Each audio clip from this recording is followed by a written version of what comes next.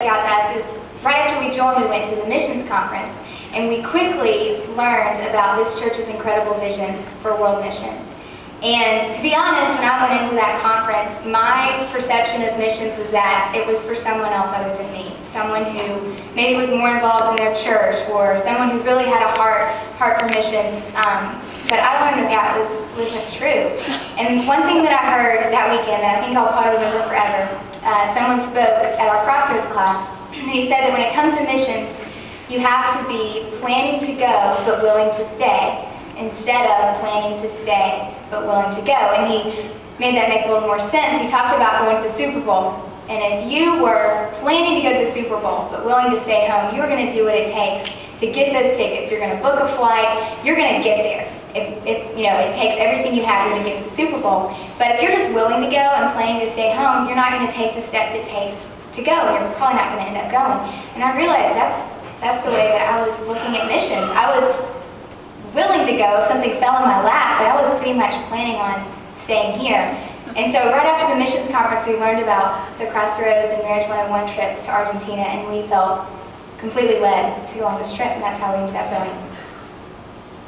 And on June 28th, we arrived in Buenos Aires. There were 14 people in our group, and we met up with 3 people from Second, Mary Wilkes Harris, who else was there? Lizzie Wilson, Frank Jemison, 4 people, and George Lackey, who actually lives in West Memphis.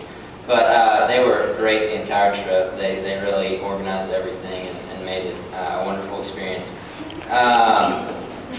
Marcelo Rubles was one of the first people we saw when we got off the plane. I think many of you are very familiar with him. He and his wife started La Misión, and he's just been an example to anyone who's ever heard him talk or met him or just gotten the opportunity to be in the same room as him. Really, he's just a magnetic person. The whole trip was incredible, and there's too many great memories to go into, but a couple things did stick out. Continuing on with the sense of community that Courtney and I have felt since we've been members of Second, and even when we were visiting here, that same sense of community translated into this trip.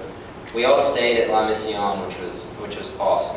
We were just a tight-knit group from the get-go. None of us really knew each other going into the trip, and very quickly we became very close friends, not only with the group members, but also with the members of the church, because we ate meals with them, we heard their testimonies, we went to their homes. Just a great experience to be able to stay in the church and feel that sense of community through that. So by the end of the trip and looking back on it, one thing I learned about the community, and it doesn't matter if it's Second Pres or if it's La Misión or whatever it is, we're all God's church and we're His body, and that's the most important thing. It doesn't matter what building we're in or where we are. So that was very great lesson for me. The second big thing that I learned was really about servanthood. My personality is to try to oftentimes take control and fix things.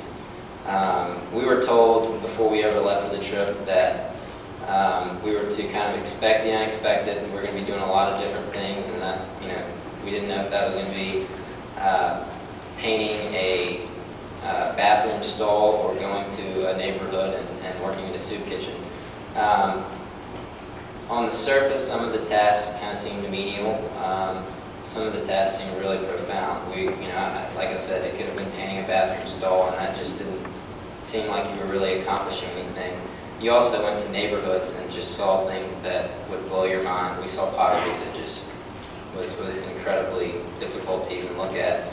But by the end of the trip, and looking back again, you realize that no matter how big or small the task that you're doing, no matter how insignificant it seems at the time, as long as you go into it and you trust, God's going to do His work, and He really did, and it was an awesome experience to be able to do that. So looking back, just to sum up, the community going on the trip and just the sense that we felt coming back, and that's just continued on. And then being able to kind of take a new attitude towards servanthood and not looking at something as insignificant. I need to do something bigger and better to make a difference, but just having the right attitude and trusting in God. And one final thing, I wanted to read, I'm a big journal writer, and I wrote this in my journal the last night we were in VA, and I wrote, I will remember and pray for the neighborhoods of Las Palomas, Parque Roca, and Barrio Obrero.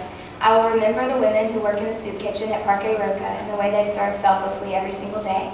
I will remember praying with Eberlides for the man who is sick. I will remember the cell group with Ceci and the teenage girls and the freedom I felt with them and sharing my testimony. I will remember the power of prayer in this community and the way I felt the Holy Spirit move. I will remember Psalm 23. I will remember that our Lord is a good shepherd and that these people's greatest need is not food, shelter, or clothing, but the gospel of Jesus Christ.